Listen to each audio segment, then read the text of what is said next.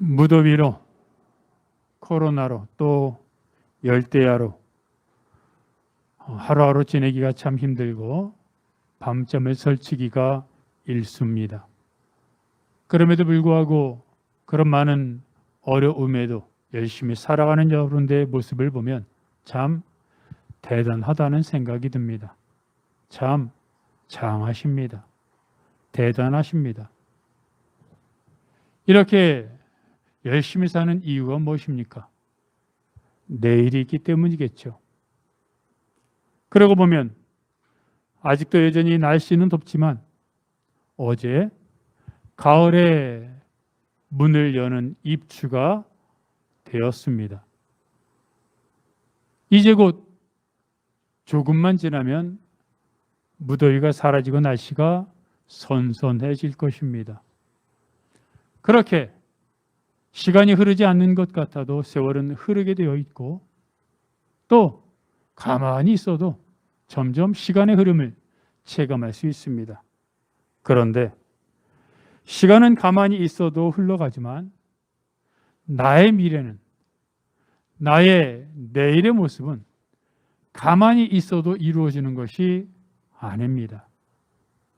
오늘 바로 이 시간 내가 어떤 선택을 하고 어떤 결정을 하고 어떤 행동을 하느냐에 따라 오늘이 쌓여 내일이 되고 또 내일까지의 삶이 쌓여 모레가 되는 우리의 미래가 만들어지는 것입니다.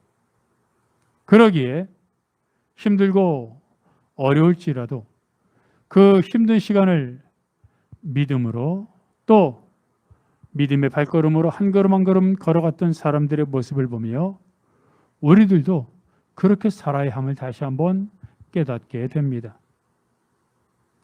오늘 본문은 뭐라고 말하고 있습니까? 첫째로 하나님을 사랑하는 자들에 대해서 이야기하고 있습니다. 예수님이 돌아가시고 안식 후 첫날 이른 아침 아직 어두울 때에 여인들이 걸어가는 모습이 보입니다. 그들은 손에 무엇인가를 들고 있었고 예수님의 무덤으로 향하고 있었습니다.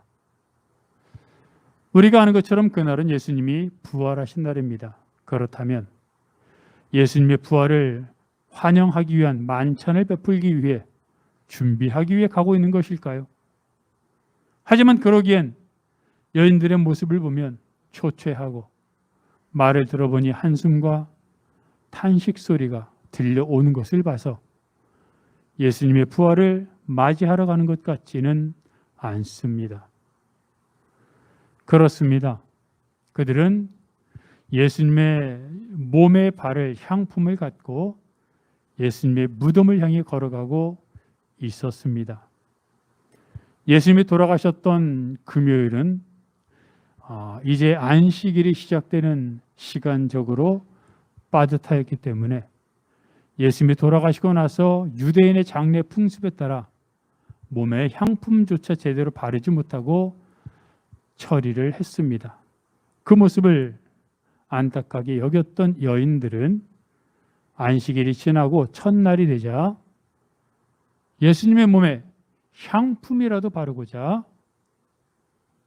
무덤으로 가고 있었던 것입니다. 하지만 여러분, 우리가 아는 것처럼 예수님의 무덤은 동굴 안에 놓여져 있었기 때문에 예수님의 시신은 동굴 안에 놓여져 있었고 그 동굴은 장정 서너 명이 겨우 옮겨야 옮겨질 수 있는 커다란 돌로 막혀 있었습니다. 그렇다면 여인들은 그 돌을 어떻게 옮겨야 하겠습니까?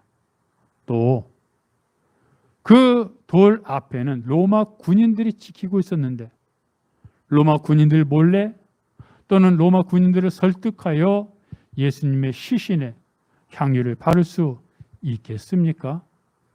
도저히 불가능한 얘기입니다. 그런데 불가능하지 않고를 떠나 지금 여인들의 모습은 뭐가 좀 이상합니다. 지금 무덤을 향해 오고 있을 때나 상황이 아니라는 것입니다. 여인들이 그토록 믿고 따랐던, 그들의 인생을 걸었던 예수님이 돌아가셨습니다. 그것도 오래전이 아닙니다. 바로 토요일, 금요일, 며칠 되지 않았습니다. 얼마나 좌절했겠습니까? 얼마나 실망했겠습니까? 억장이 무너지고 모든 살 소망을 잃지 않았겠습니까? 그런데 그들이 그런 낙담과 절망 속에서도 무덤에 향품을 바르러 온다는 것이 이해가 됩니까? 그것뿐만이 아닙니다. 예수님을 죽이고 난 후에 유대 지도자들은 반역의 무리들을 소탕한다라는 미명하에 예수님을 추종하던 사람들을 찾기에 혈안이 되어 있었습니다. 즉 여인들은 잘못하면 잡혀서 온갖 고초를 당할 수도 있었던 것입니다. 그런데 로마 군병들 앞으로 다가가고 있습니다. 호랑이 굴러 들어가고 있는 것입니다.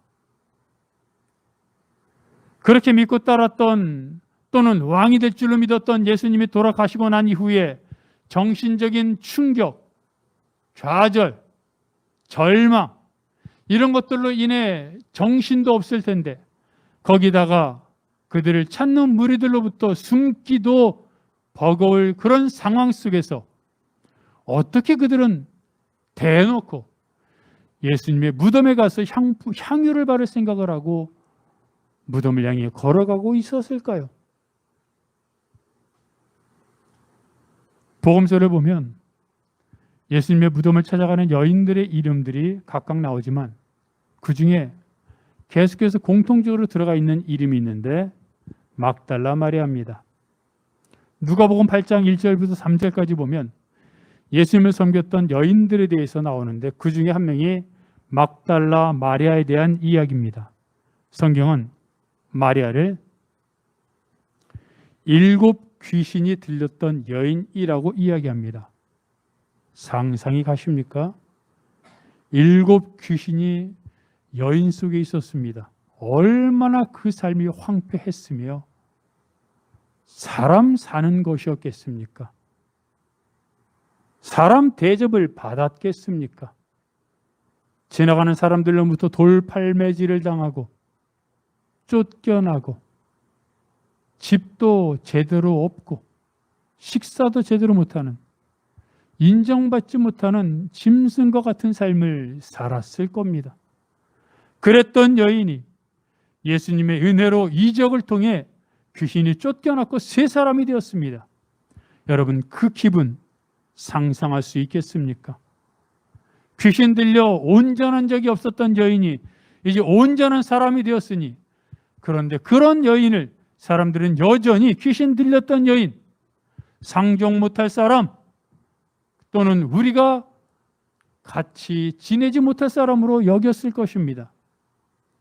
여인은 자신을 고쳐주신 예수님 앞에 나아가 예수님을 섬기는 것으로 그의 일생을 바치기로 결심했습니다.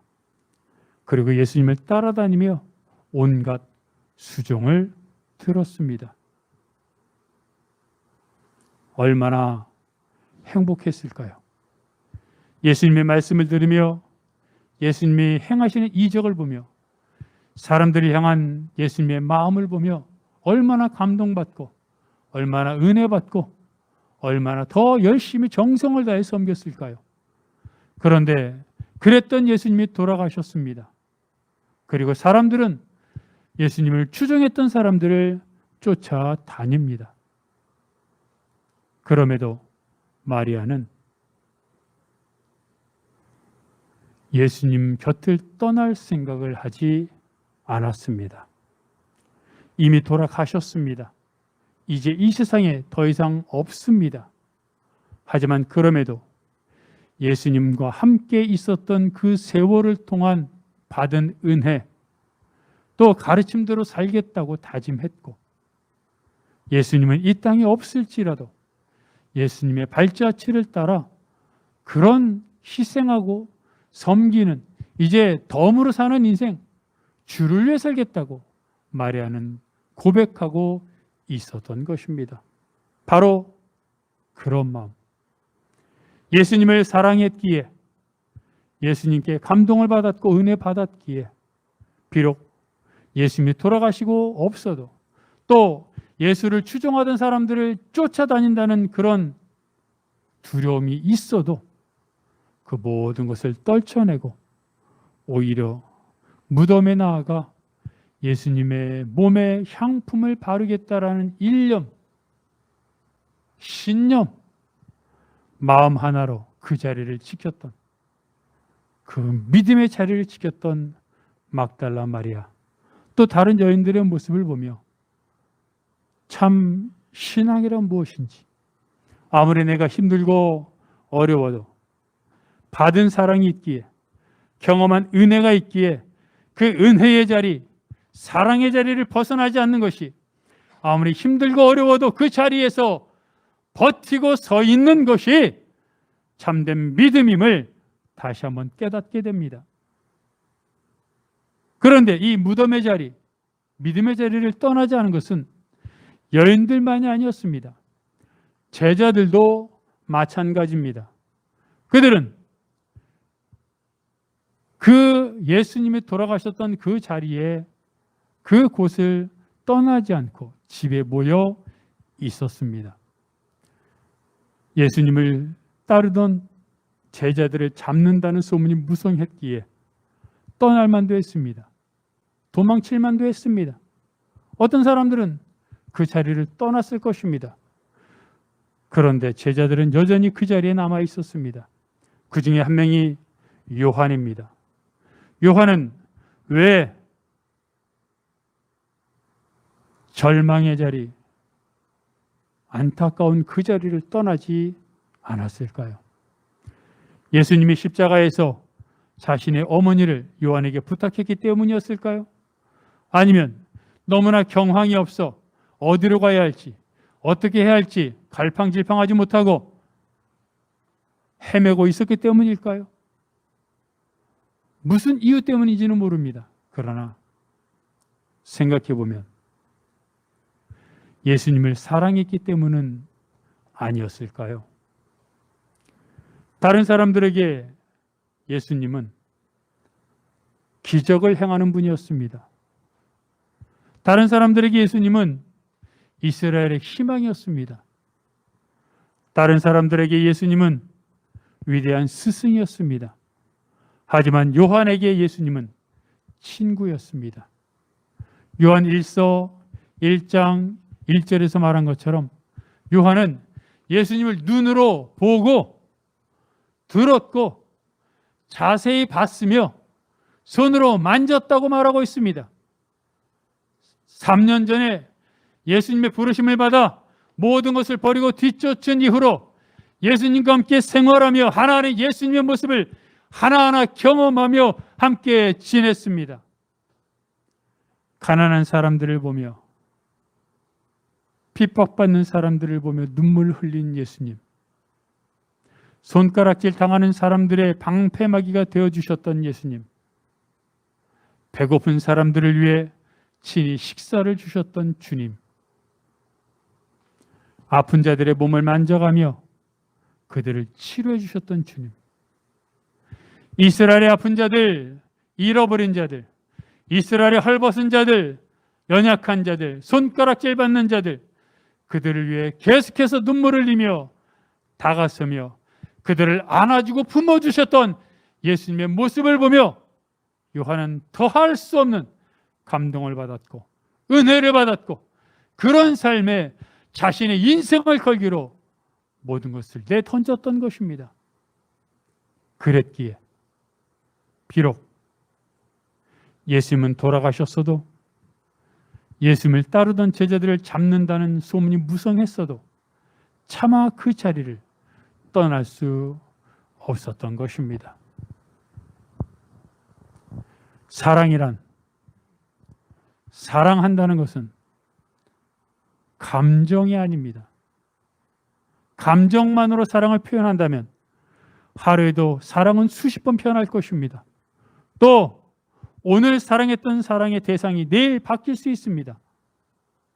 사랑만을 감정으로 표현한다면 그것은 아주 유치하고 그리고 가장 초보적인 사랑이라고 할 것입니다. 사랑은 감정을 넘어서서 책임이 있고 그 책임을 위해 의지를 발산하는 그 모든 것의 합산물입니다. 그래서 사랑은 위기 순간에 더 빛이 납니다. 사람들은 무시하고 지나치는 그 순간에 그곳에 함께 남아 자리를 지키고 함께 있어주는 것, 손을 잡아주는 것, 그것이 사랑입니다.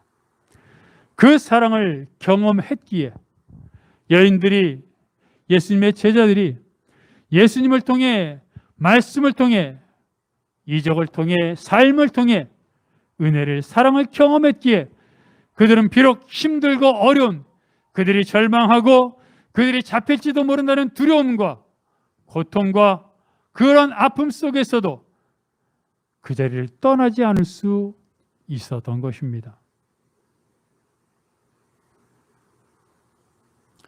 우리들도 마찬가지입니다. 적어도 우리는 예수님 없이는 살 수 없는 사람들입니다.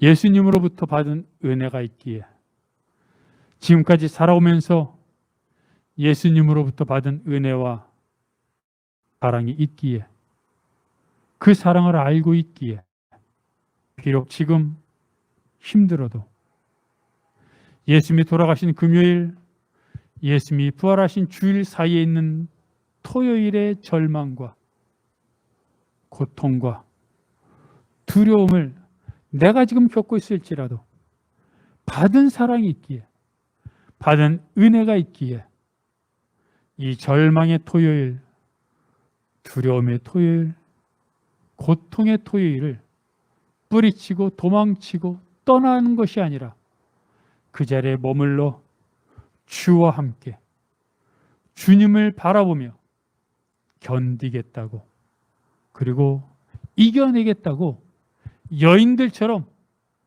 제자들처럼 그 자리를 떠나지 않는 여러분들이 되시기를 바랍니다. 두 번째로 오늘 성경은 모든 것이 합력하여 선을 이룬다 얘기하고 있습니다. 하나님을 사랑하는 자들은 모든 것이 합력하여 선을 이룬다고 성경은 말하고 있습니다. 여인들이나 제자들이 그 자리를 떠나지 않은 것 너무나 대단하고 본받을 만합니다. 하지만 조금만 더 생각해 보면 아쉬움이 남습니다. 여인들이 예수님의 무덤을 찾아간 것은 부활을 환영하기 위한 것이 아니라 예수님의 몸에 향품을 바르기 위해서였습니다. 예수님은 곧 고난받고 죽으시고 사흘 후에 부활하실 것이라고 3번이나 말씀하셨습니다. 그것을 다 들었습니다. 그런데도 그 사실을 깨닫지 못하고 믿지 못하고 남아있었으되, 부활을 믿고 남아있었던 것이 아니라 향품을 바르기 위해 무덤으로 갔던 여인들, 그 모습은 안타깝습니다. 제자들은 예루살렘을 떠나지 않았습니다. 그러나 그것은 부활하실 주님을 바라보며 기대하며 기다렸던 것이 아니라 사람들이 자기들을 잡을까 봐 집 안에 틀어박혀 문을 잠그고 두려워 숨어 있었던 제자들의 모습을 보게 됩니다. 심지어는 부활하신 예수님을 만나고 나서 우리가 주님을 봤다고 말하는 여인들의 얘기를 듣고 나서도 믿지 못했습니다. 엠마오로 가던 두 제자가 부활하신 주님을 만나고 우리가 주님을 만났다고 얘기했음에도 여전히 믿지 못했습니다. 3년 동안 주님의 말씀을 들었고 주님과 동행했던 제자들이 어떻게 이럴 수 있습니까? 그런데 이런 여인들과 제자들에게 예수님이 나타나셨습니다. 무덤 앞에서 예수님을 도둑들이 훔쳐갔다고 울고 있던 마리아에게 예수님이 나타나셨습니다. 사람들이 자기들을 잡을까 봐 두려워 집안에 틀어박혀 숨어있던 제자들에게 예수님은 나타나셨습니다. 심지어는 엠마오로 가던 두 제자에게도 예수님은 나타나셨습니다. 그리고 그들은 예수님을 만났고 그들의 삶에 근본적인 변화가 일어났습니다. 두려웠습니다. 절망했습니다. 살 소망을 잃었습니다. 그런데 예수님을 만나고 나서는 기쁨이, 평안이, 마음의 평강이 가득해졌습니다. 맥스 루케이도는 자신이 쓴 예수가 선택한 십자가라는 책에서 엘살바도르의 목사이며 자신의 친구인 라파엘 곤잘레스 목사에 대해서 이야기합니다. 엘살바도르의 게릴라들은 라파엘 곤잘레스 목사님을 자신들의 적으로 간주하고 죽이려고 했습니다. 그래서 차에 태운 채 불을 질렀는데 차에 태워져 불타 죽기 직전에 곤잘레스 목사가 겨우 탈출했습니다. 그리고 외국으로 피하였습니다. 하지만 몸은 외국으로 피했지만 그 참혹했던 기억마저 피할 수는 없었습니다. 온몸에 난 흉터를 볼 때마다 악몽을 꿨고 두려움에 사로잡혔습니다. 아마도 그는 하나님이 간섭하시지 않았다면 끝까지 죽을 때까지 그 악몽에서 벗어나지 못했을 것입니다. 그런데 어느 날 주님이 곤잘레스 목사에게 이렇게 말씀하십니다. 그들은 나에게도 똑같이 했단다. 그들은 나에게도 똑같이 했단다. 하나님의 음성을 들은 곤잘레스 목사는 그 다음부터 그 흉터가, 그 기억이 악몽이나 저주나 또는 벗어나고 싶은 굴레가 아니었고 그때부터는 예수님의 사역의 그림이었고 자신이 동역자로 인정받는 영광의 표심을 알게 되었습니다. 그리고 나서 점점 그들을 용서할 수 있게 되었습니다. 그 후에 곤잘레스 목사는 새 교회를 개척하기 위해 엘살바도르로 다시 돌아갔습니다. 라파엘 곤잘레스 목사처럼 하나님을 사랑하는 자들도 삶에서 경험하는 아픔과 상처로 인해 힘들어합니다. 가족들 간의 불화로 가정에 파탄이 생깁니다. 회사에서 업무 간의 분쟁으로 인해 얼굴을 보지 못합니다.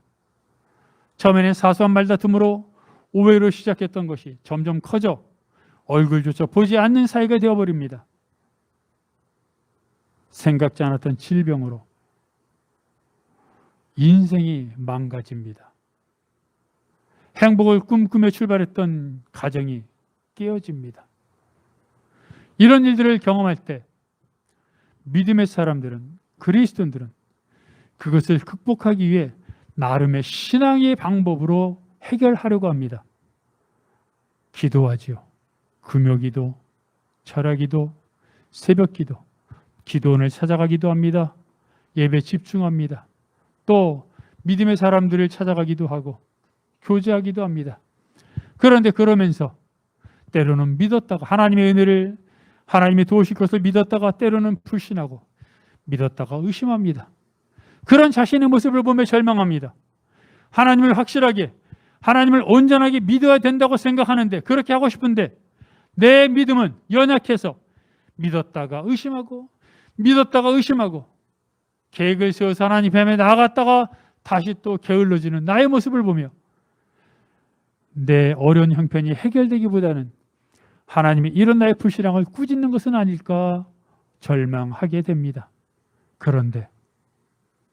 그런데 이런 우리들에게 하나님이 나타나십니다. 하나님이 말씀하십니다. 하나님은 이렇게 말씀하십니다. 하나님을 사랑하는 자들에게는 모든 것이 합력하여 선을 이루느니라. 그렇습니다.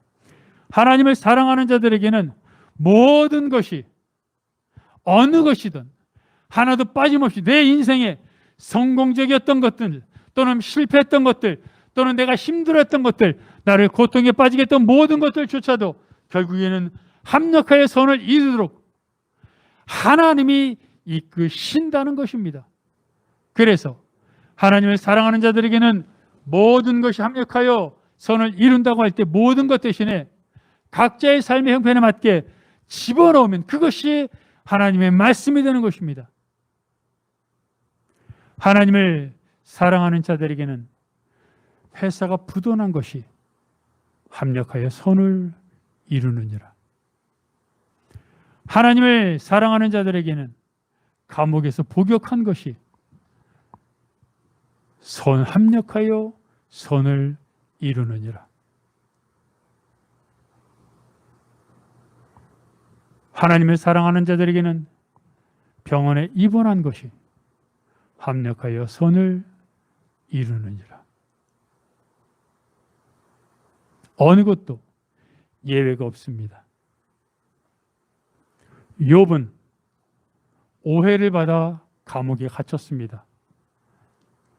나중에 감옥에서 나와 애굽의 총리 대신이 됐지만 감옥에 갇혔다가 감옥에서 나올 때까지 시간이 예수님이 십자가 달리신 금요일과 부활하신 주일 사이의 토요일이었을 것입니다. 그 절망의 토요일, 두려움의 토요일, 억울함의 토요일, 고통의 토요일이 요셉에게는 감옥의 시간이었습니다. 그런데 요셉은 그 감옥의 시간에서 믿음의 끈을 놓지 않았습니다. 힘들어도 믿음의 발걸음을 뚜벅뚜벅 걸어갔습니다. 그랬더니 결국 부활의 주일이 찾아와 그는 애굽의 총리 대신이 되었고 이스라엘 백성들을 야곱의 가족을 애굽으로 이끄는 하나님의 도구로 사용되었습니다. 어느 목사님이 부흥사경회에서 한참 말씀을 전하다가 앞에 앉은 권사님을 보고 이렇게 말합니다. 권사님은 그렇게 용서를 잘하기로 유명한 그분이시죠? 갑자기 질문을 받은 권사님은 당황해가지고 아닌데요? 라고 말을 합니다. 아니라고요? 내가 잘못 알았나? 아닌데? 아니, 권사님은 자녀가 없으십니까? 있습니다. 그럼 자녀를 키우면서 몇 번이나 용서해 줬습니까? 기억이 안 나는데요. 그거 봐요. 자녀를 수도 없이 용서해 주고 수도 없이 사랑했는데도 몇 번이나 용서해 줬는지도 모르는 이런 분이 어디 있습니까? 이게 바로 어머니의 사랑입니다. 그런데 그럼 권사님은 이번 생일에 그렇게 용서하고 사랑한 자녀한테 무슨 큰 선물 받으셨습니까? 뭘 받으셨습니까? 아마 커다란 차 한 대 받았습니까? 그래서 권사님이 조그만 거 하나 받았습니다 라고 대답을 했습니다. 아니, 차 한 대는 고사하고 조그만 거밖에 받지 못했어요? 그런데도 화가 나지 않아요? 화가 나지 않는다는 그 권사님의 말에 목사님이 이렇게 말합니다. 이게 어머니의 사랑입니다. 용서하고 또 용서해도 용서해 준 줄도 모르는 것이 어머니의 사랑입니다. 섬기고 또 섬겨도 섬긴 줄도 모르는 것이 가족이고 어머니고 사랑입니다라고 말합니다. 그리고는 옆에 있는 한 남자 집사에게 묻습니다. 이 세상에서 가장 존경하는 분이 누굽니까? 그분이 한 정치인을 얘기합니다. 어떤 사람은 교회 담임 목사를 얘기합니다. 그랬더니 목사님 얘기합니다. 그 정치인이 당신에게 밥 한 그릇 사줬습니까? 담임 목사님이 당신 어릴 때 기저귀 한 번이라도 갈아줬습니까? 사람이 죽을 때 제일 먼저 생각나는 것이 어머니라고 합니다. 어머니의 사랑, 어머니의 은혜, 용서하고 섬기고 사랑하는 그 어머니의 사랑, 그것이 바로 하나님의 사랑입니다 라고 말을 했다는 겁니다. 맞습니다. 에베소서 2장 19절은 이렇게 말을 합니다. 우리말 성경은 이렇게 말합니다. 그러므로 이제 여러분은 더 이상 낯선 사람들이거나 나그네들이 아니라 성도들과 동등한 시민이요 하나님의 가족입니다. 그렇습니다. 여러분, 누굽니까? 성도들은 하나님의 가족이라는 겁니다.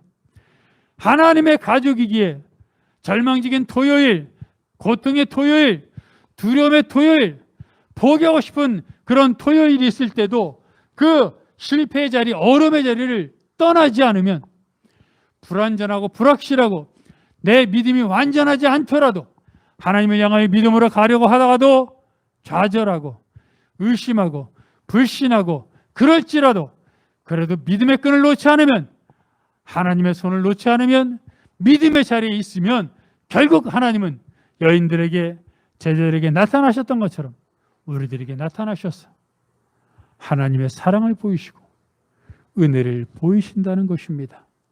그게 토요일에 우리가 보내야 할 시간에 대한 관리 지침입니다. 지금 예수님이 돌아가신 금요일과 부활하신 주일 사이에 토요일을 보내고 있는 분이 있습니까? 사업이 안 되고 몸에 병이 생기고 사람들과 관계가 깨지고 어느 것 하나 제대로 되지 않는 삶이 무기력하고 무능력한 상황 가운데 있을 때, 그래서 모든 것을 포기하고 싶을 때, 그럴 때일조차도 주님을 향한 손을 놓지 마십시오. 주님을 끝까지 바라보십시오. 연약합니다. 부족합니다.